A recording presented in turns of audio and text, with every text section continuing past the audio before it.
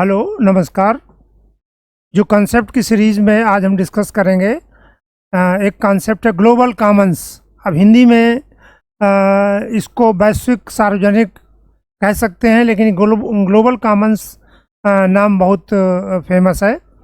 तो global Commons उन areas को कहते हैं विश्व के जिन पर किसी देश का अधिकार नहीं है।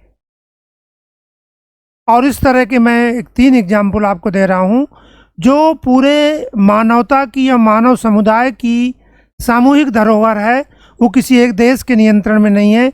सबसे पहले आप आ जाइए इसमें अंटार्कटिका। अंटार्कटिका जो है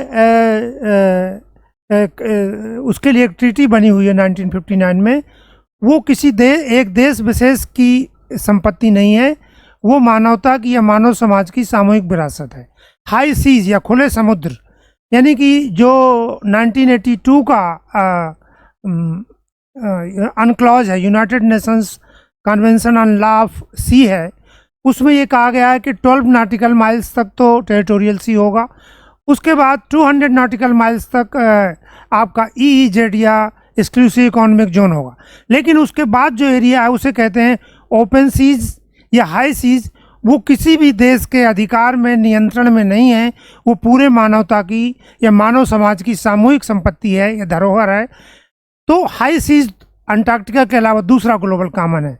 तीसरा आप देखते हैं ओपन स्पेस, जो एक एनवायरनमेंट के बाहर का स्पेस है, ओपन स्पेस। और वहाँ की बहुत सारी सेलेस्टियल बॉडीज हैं, जो हमारे मून हैं या दूसरे जो ग्रह हैं, वो सब इस कैटेगरी में आ जाते हैं। तो वर्तमान में इन 3 को ग्लोबल कॉमन्स कहा जाता है। ये ग्लोबल कॉमन्स की बात उठी क्यों? एक्चुअली क्या था कि जो आप किसी कंट्री के देश के अंदर एरिया है या स्पेस है, उसको मैनेज करने की, उसको पॉल्यूट ना करने की, अगर पॉल्यूट हो गया तो सही करने की जिम्मेदारी किसी देश की है।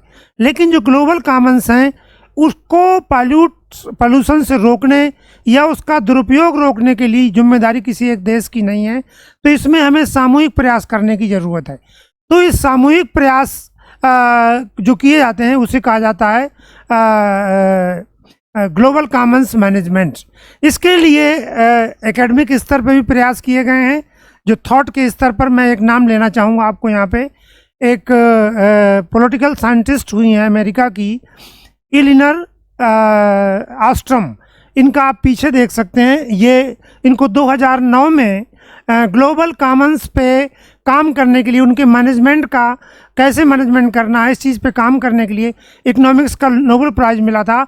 और इकोनॉमिक्स का नोबेल प्राइज़ पाने वाली ये ऑस्ट्रम विश्व की पहली महिला हैं। इसके पहले इकोनॉमिक्स में किसी महिला को नोबेल प्राइज़ नहीं मिला है। तो ऑस्ट्रम ने ग्लोबल कॉमन के मैनेजमेंट की वकालत की। हालांकि यूनाइटेड नेशंस और दूसरे देश मिलकर इनके प्रबंधन का इंतजाम करते रहते हैं। जैसे मैंने आपको बताया था कि अंटार्कटिका के मैनेजमेंट और प्रबंधन के लिए कि वहाँ कोई आर्म्स न डिप्लॉय करे, वहाँ कोई पोल्यूशन न करे, इसके लिए 1959 की ट्रीटी है। उस ट्रीटी पे साइन करने के बाद ही आप अंटार्कटिका में कोई गतिविधि कर सकते हैं। इसी तरह सेलेस्टियल बॉडीज़ में आउटर स्पेस ट्रीटी है 1967 की, जिसमें आउटर स्पेस में हथियारों को जमा करना या और किसी तरीके से उसका दुरुपयोग करना मना है।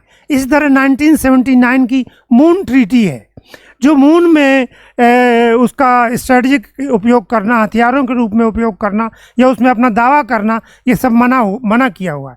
और अभी हाई सीज बच गए थे, इनके बारे में ये टॉपिक ग्लोबल कॉमन का क्यों इम्पोर्टेंट हो गया? क्योंकि 2023 में पहली बार हाई सीज के मैनेजमेंट के लिए यूनाइटेड नेशंस ने हाई सी ट्रीटी की है।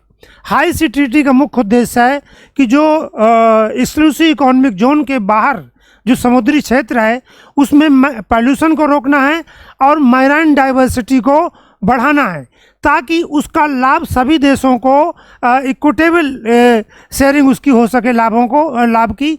लेकिन इसमें क्लस्टर अप्रोच अपनाया गया है कि विश्व में ऐसे हॉट स्पॉट ओपन सीज में छांटे जाएंगे जहां पर मैराइन डाइवर्सिटी ज़्यादा है, और वहां गाइडलाइन बनाई जाएंगी और सभी देशों को जो उस ट्रीटी में दस्तखत करेंगे उसका पालन करना पड़ेगा।